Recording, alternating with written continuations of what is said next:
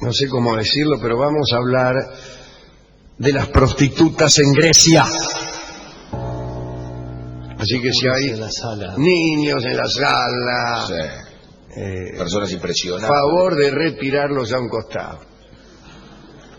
Nuevos datos, ya que hemos hablado mucho de las hetairas y de otras prostitutas del escalafón griego.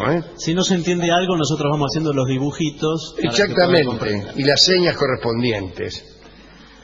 Bueno, alguna vez hemos hablado aquí de los simposios, aquellos lugares destinados a la conversación, en donde se desarrollaba la sociabilidad, lugares a los que no podían concurrir las mujeres, pero sí las hetairas que habían desarrollado el arte de la conversación y que eran las únicas mujeres que podían asistir a los simposios. En estos simposios se bebía vino, un vino no puro. Usted sabe que la pena por tomar vino puro en Grecia era la muerte. El vino que se tomaba en Grecia era siempre mezclado con mucha agua, porque había unos vinardos, el vino de Salerno, todos esos vinos, te ponían muy belicoso, claro. Y para evitar que tambaleara la ciudad-estado, entonces únicamente permitían beber vino mezclado. Y la pena era la muerte. Te tomabas un vaso de vino puro, ¡pah!, la muerte, señor.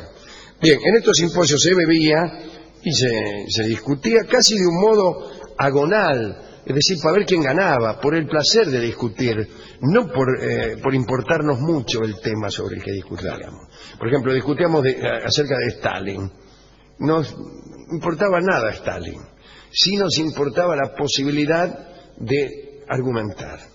Nos encantaba, nos solazábamos allá en Atenas con la posibilidad de ejercer la argumentación, la refutación, incluso la intimidación discursiva.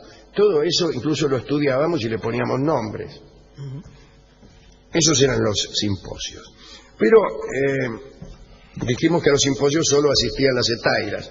Las hetairas eran las prostitutas de mayor rango. Le seguían otras. Las de rango misio, es decir, los soldados rasos del ejército de prostitutas, se llamaban pornai, eran las meretrices comunes. Una hetaira era una prostituta refinada. En cambio, las pornai, no. Ahora, trabajaban en casas reconocidas y sometidas a severos impuestos del gobierno. El gobierno había impuesto retenciones a las prostitutas. Y nadie se quejaba. Puede decirse que eran empleadas nacionales. El que pagaba por encontrarse con ellas pagaba una tasa que pasaba al tesoro de los arcontes y contribuía al bien general. En las casas de tolerancia, quiero decir, con frecuencia vestidas con poco más que un velo, las pornai se sometían al examen de los posibles clientes. Y venían, a ver, me está gustando la robusta, dice. Dado que proveían de buenos dividendos al Estado, su suerte solía mejorar con los años y percibían incluso un subsidio cuando los encantos se perdían, una especie de jubilación. La mayoría de las casas de las pornai estaban en el Pireo, en el puerto. Por encima de las pornai venían las auletris, que era la auletris era una prostituta con condiciones de animadora, no me diga que la conoce, experta en tocar la flauta, experta también en la danza y en el amor. Pero más arriba de esta jerarquía, con más prerrogativas que las auletris, estaban las mencionadas hetairas. Tenían el don de la conversación ingeniosa, que no sé por otra parte si es algo que me atraiga mucho, pero bueno. El caso es que mientras las hetairas seducían a los ciudadanos con conversaciones y con música, a las muchachas decentes se les recomendaba callar o hablar poco. Eso se consideraba una gran virtud. Las esposas estaban obligadas a la fidelidad conyugal, pero el marido, en cambio, estaba autorizado a tener una mina. Demóstenes fue el teórico de esas costumbres y decía que un hombre, para estar bien, debía tener una cortesana con la que mantener una conversación decente. A su esposa la ley le prohibía incluso el deporte y el teatro, no solo para ejercitarlo, sino también para verlo. Las mujeres no podían ir a los juegos, por ejemplo. La condición de la mujer, dice Graves, era regresiva desde tiempos de la edad heroica, cuando se desataban incluso guerras por ellas. Homero les daba un lugar preponderante en sus historias, pero en el siglo de Pericles la mujer vivía en esta condición que estamos describiendo ahora, que es detestable. Las hetairas, posibles amantes de los maridos autorizados a tenerlas, eran mujeres que sobresalían por la gracia de su espíritu y, como se ha dicho, las únicas a las que se permitía dialogar en el simposio. Vestían unas túnicas. Estas túnicas tenían formas legisladas. La túnica de la hetaira, decían los arcontes, tenía que ser así de larga, así de ancha y de este color, etc. Aunque eran mujeres libres, se las excluía de los templos y solo podían entrar al templo de Afrodita. Dice Burckhardt, el amigo Jacob Burckhardt, el que escribió aquel libro, aquellos libros sobre la Grecia, que no era estrictamente el trato sexual el que atraía a los atenienses a las hetairas. Para eso estaban ya las pornai. Había un agregado que enamoraba mucho a los griegos y que era el refinamiento. Digo a los griegos y a cualquiera, ¿no? Cuando hablamos de belleza, no hablamos solo de morfología, sino también de otra cosa. La belleza establece una interacción entre la armonía del cuerpo y la armonía del espíritu. Pero no me venga con la mitad de eso, ¿no? Quiero decir, yo puedo aceptar no quedarme solo con el lomo de una dama, pero no admito que se reclame que solo la inteligencia importa. Son las dos cosas. Son las dos cosas. Pero en un orden. Como decía el amigo Platón, lo primero que nos atrae es un cuerpo hermoso. Es una apariencia hermosa.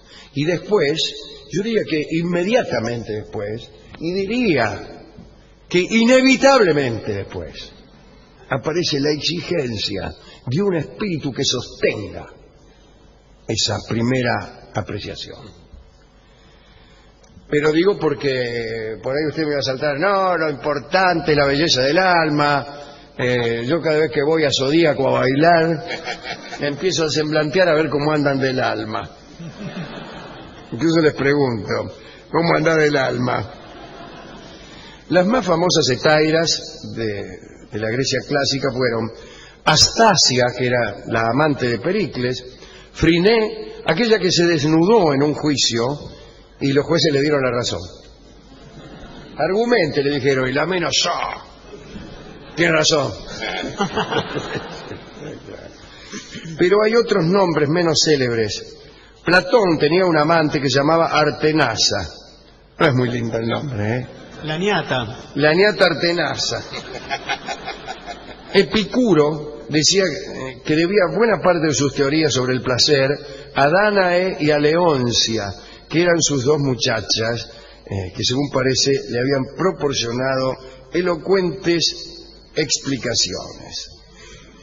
Sófocles había sostenido prolongadas relaciones con Teórida y una vez cumplidos los 80 años inició otra con una tal Arquipas. A Clepsidra la llamaban así porque parece que ponía un reloj de arena junto a la cama e iba despachando, sería un reloj de agua mejor, ¿no? E iba despachando amantes cuando se cumplían sus plazos, que conjeturo serían breves para el amante y extensos para ella. Una tal Cirene era muy solicitada. Se decía que conocía 26 formas distintas de efectuar el acto venéreo. Hombre arriba, mujer abajo, los dos acostados. Esa no la tengo, dijo Serene.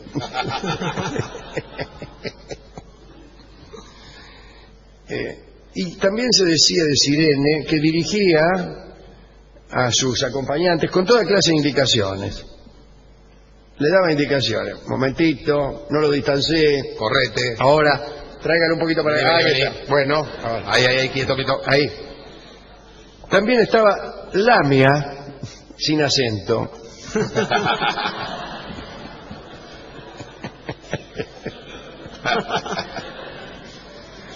Que exigió que Demetrio Poliorcetes, aquel rey de Macedonia, el inventor del arte de sitiar ciudades, ¿no?, hizo que Demetrio le pagara 250 talentos, que era una gran fortuna, a cambio de sus favores. Demetrio accedió y para juntar la plata estableció una tasa sobre el jabón. Y el precio del jabón en Macedonia subió tanto que se acusó a Demetrio y a su enamorada de hacer que los macedonios fueran los más sucios de Grecia. Otra famosa fue Laida. Cuando el viejo escultor Mirón, hemos contado muchas veces este episodio, el viejo escultor Mirón vio llegar a su casa como modelo a Laida, le ofreció todo lo que tenía para pasar una noche con ella. Y Laida lo rechazó. Al día siguiente Mirón se cortó la barba, se tiñó el pelo, se puso una túnica juvenil en tono púrpura, buscó a Laida y le ofreció lo mismo que el día anterior. Y ella le respondió: amigo mío, no pienses obtener hoy lo que ayer rehusé a tu padre. Parece que Laida era una mujer extraordinaria, no solo por su belleza. Muchas ciudades de Grecia se disputaban el honor de haber sido su cuna. En verdad parece que nació en Corinto, ahí donde la ve. Laida rechazó ofertas millonarias, por ejemplo de Demóstenes, pero también se entregaba gratarola al pobre Diógenes. Mitad porque le gustaba, mitad porque no le hubiera podido sacar nada a Diógenes, que era pobrísimo, pobre. Pobrísimo, pobre es espantoso.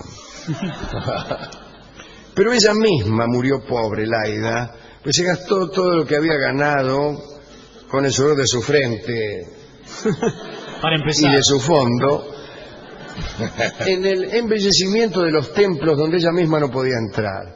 Es decir, donaba al Estado para que embellecieran los templos.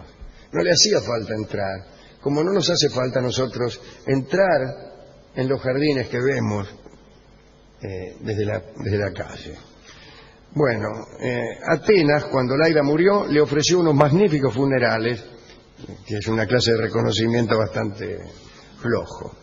Pero fueron funerales como jamás los tuvo un hombre de Estado o un general.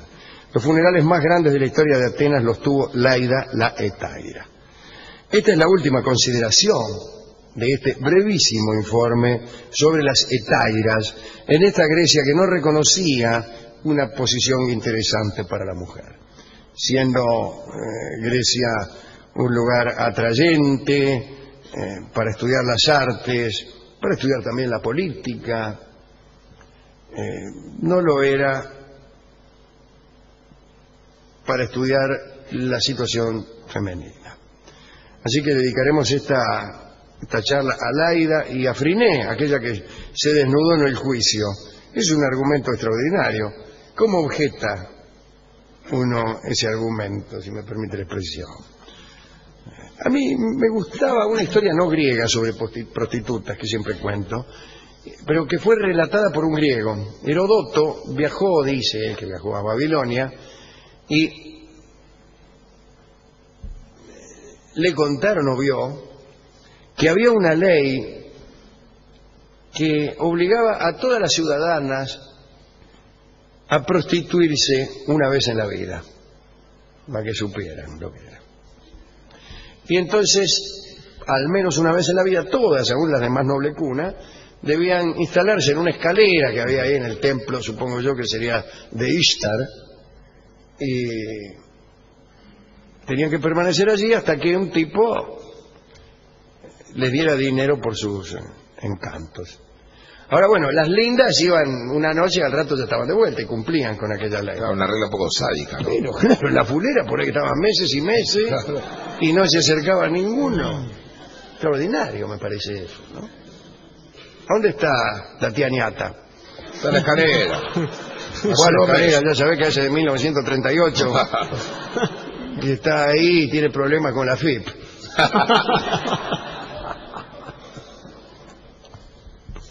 Muy bien. Hemos buscado tangos acerca de prostitutas. Casi no hay otra cosa. Claro, le iba a decir, sí. Y elegiremos uno muy clásico que se refiere a eso, sin referirse en absoluto a eso, y que es Gira Gira. Claro. Así que escucharemos la clásica versión de Carlos Gardel de este tango Gira Gira.